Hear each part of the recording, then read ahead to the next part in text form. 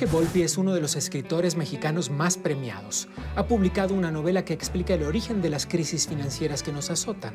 Esta noche, el escritor y director del Festival Internacional Cervantino, Jorge Volpi, en La Pura Verdad.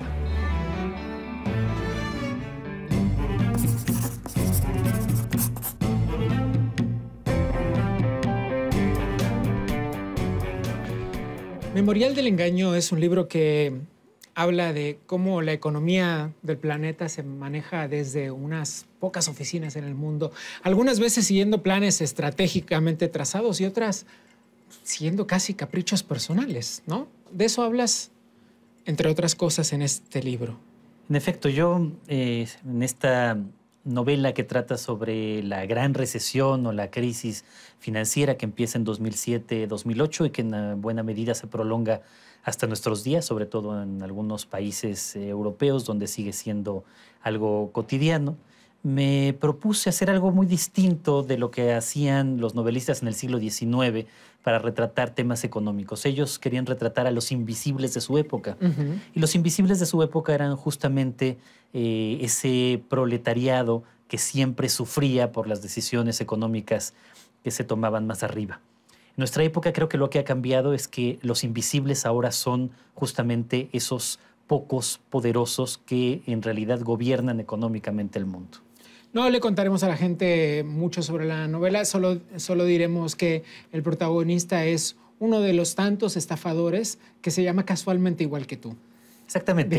El protagonista se llama Jay Volpi, que se parecería mucho a mi propio nombre, una especie de alter ego.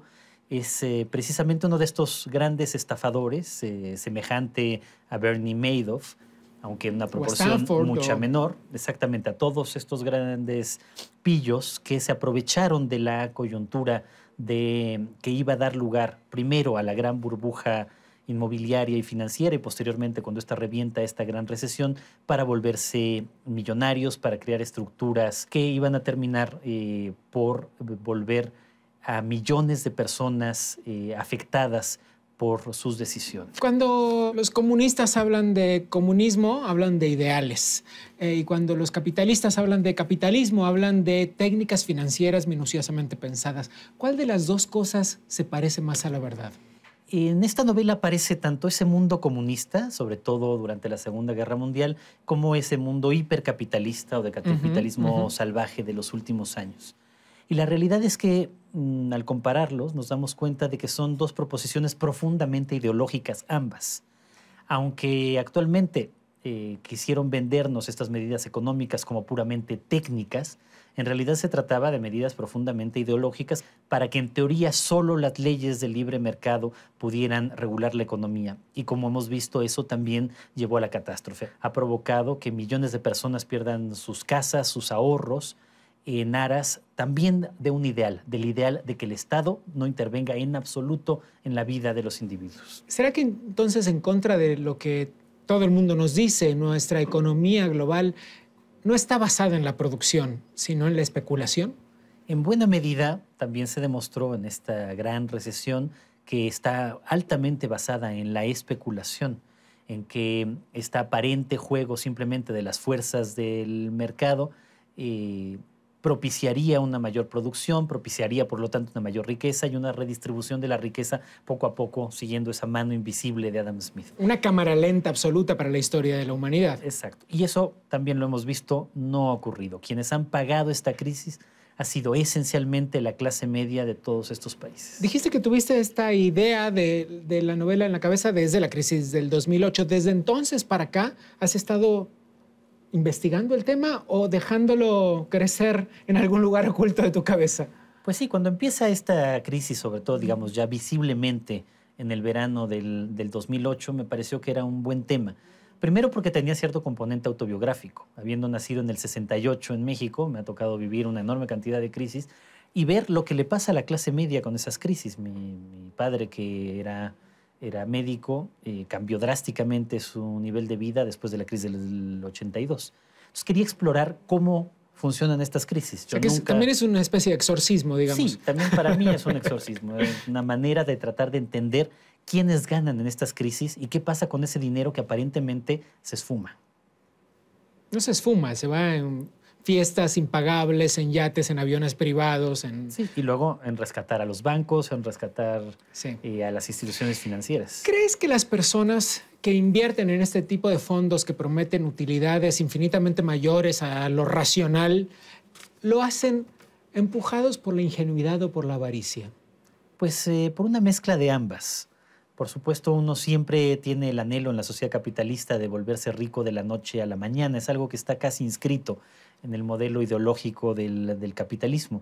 De ahí que haya tantos especuladores, tantos dispuestos a venderle a otros la idea de que los van a volver ricos. Exacto. No siempre, bueno, casi nunca sucede, ¿no? Que no siempre sucede. Sí, sucede en unos cuantos casos. Suceden unos cuantos casos con grandes ideas que se convierten realmente en cambios para la humanidad. Mucha de la invención tecnológica reciente. Pero también muchos de los grandes millonarios de nuestros días no han hecho otra cosa más que especular. ¿Y está mal? No es que esté mal, el problema es que... Es pregunta, yo no lo sé. Yo creo que lo que está mal, o sea, hay cierto límite para tratar de aprovecharse de las ventajas del sistema. El problema está cuando esa ideología ha quitado todos los controles, todas las barreras y que ha fomentado entonces una especulación desenfrenada que provoca que las instituciones financieras se contaminen de ella, terminen cayendo y terminen provocando esta catástrofe para millones. Jorge, ¿por qué no existe la materia de estudio moral financiera? Bueno, casi en ninguna área profesional existen esas materias que tienen que ver directamente con la ética y con la moral, pero en la economía mucho menos, porque justo en nuestra época esa idea de que la avaricia es buena, que estaba ya presente en Wall Street de Oliver Stone, se convirtió en una especie de mantra moral también. Todo está permitido con tal de hacerse rico, porque esa riqueza es buena, porque esa riqueza a la larga llegará incluso a los más pobres. Y ahí está el silogismo que provoca que nadie se haya preocupado en esta época, hasta esta crisis del 2008 y secuelas, en el comportamiento ético de quien se dedica a las finanzas. Y deberíamos, ¿no? Sí. Dijiste que esa crisis se trató de la mayor transferencia de fondos de la clase media a los ricos, lo que implica que hay muchos nuevos pobres. Efectivamente. Digamos. ¿De dónde sacaste esos números? Bueno, digamos, es una manera de verlo. Ya. Si consideramos simplemente que la mayor parte de esta crisis deriva de la avaricia de unos cuantos, de los principales directivos de las instituciones financieras en Estados Unidos, de los políticos que no supervisaron que estas instituciones tuvieran controles, sino que al contrario, cediendo a ellas, los eliminaron, de las agencias reguladoras que no hicieron su trabajo, en realidad ese pequeño grupo de gente provoca en buena medida esta catástrofe. La invención de derivados financieros y de todas estas distintas herramientas que en apariencia eliminaban el riesgo en las operaciones financieras, también terminó ayudando en mucho. Estas decisiones, sobre todo las decisiones mal tomadas, con modelos matemáticos que no funcionaron y que provocaron esta caída, fueron decisiones tomadas por los directivos de estas grandes instituciones financieras. Luego, como eran demasiado grandes para caer, como estaban interconectadas en todo el sistema financiero mundial y dejarlas caer hubiera implicado la caída de ese sistema financiero internacional, en todas partes hubo que rescatar esas instituciones mal gestionadas. ¿Cómo se rescataron? Con los impuestos que pagaron esencialmente los miembros de la clase media. Ellos fueron los que, sin haber hecho nada, tuvieron que pagar los errores de todos estos. Pero digamos que escribir libros y sobre todo escribir libros tan clavados financieramente no es lo que haces todos los días de tu vida. Tu figura pública, tu yo más conocido es el yo escritor. Sucede que eres funcionario público además. Eres el director del Festival Cervantino. Efectivamente, estoy muy contento. Fue mi primer trabajo en la vida cuando tenía 22 años. Y ahora ha sido un gran orgullo regresar como director. Es el mejor trabajo que he tenido. Me gustaba mucho desde que estaba ahí hace 20 años. Regresar ahora también. Programar música, teatro y danza es una gran oportunidad.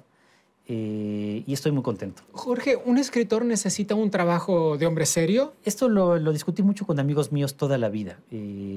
Algunos de ellos, como Ignacio Padilla o Eloy Urroz, pensaban que un escritor debería de poder vivir solo de escribir. ¿Y se puede? Y ellos quisieran no lo hacen del todo, que solo con sus libros pudieran tener seguridad social, retiro, jubilación y vivir cómodamente de ello. Es Son difícil. Escritores suizos, y de supongo. hecho eso es muy difícil en el ámbito de la lengua española. Yo ni siquiera he querido intentarlo. Desde el principio yo he querido siempre que para mí la literatura sea la parte de placer, no tener que estar constantemente preocupado de escribir un libro al año, para que pueda yo vivir de eso. Siempre he querido tener otros trabajos, más la literatura, porque así termina el trabajo y lo primero que quiero hacer es escribir. O empieza el día y lo primero que quiero hacer es escribir antes de irme al trabajo. ¿Le robas tiempo al tiempo público? No, afortunadamente no. Escribo ahora muy temprano por las mañanas y a partir de ahí ya estoy el resto del día en el festival. Ya ni siquiera tengo la concentración mental que tenía más joven para escribir de noche. Bueno, ¿Qué estás escribiendo, Jorge? un proyecto bastante peculiar. Es una breve novela en verso con tema mexicano, un tema mexicano muy duro que tiene que ver con el tráfico de mujeres mexicanas a Estados Unidos, pero que está conectado con otros dos proyectos. Esta idea dio vida también a una película y a una ópera.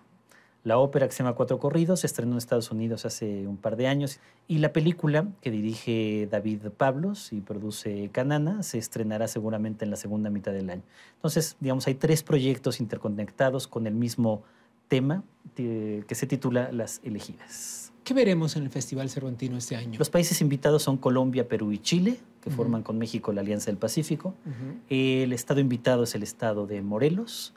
El tema central del festival es la relación entre la ciencia, el teatro, la música y la danza. Y simplemente para dar una probada, creo que uno de los espectáculos estelares del festival será por primera vez en México el ciclo completo de las 9 sinfonías de Beethoven con instrumentos de la época, con una orquesta de instrumentos originales fantástica, belga, Ánima Eterna, dirigida por un gran ejecutante del pianoforte y gran director de orquesta, Jos van Immersel. El año pasado, el tema del festival era las fronteras. Y entre otras cosas hablaba de las fronteras morales. ¿Qué tanto las hemos traspasado? Es un tema sumamente inquietante. Este libro también trata mucho de eso, de cómo esas fronteras de lo que no debe hacerse son fácilmente traspasables, como casi cualquier frontera.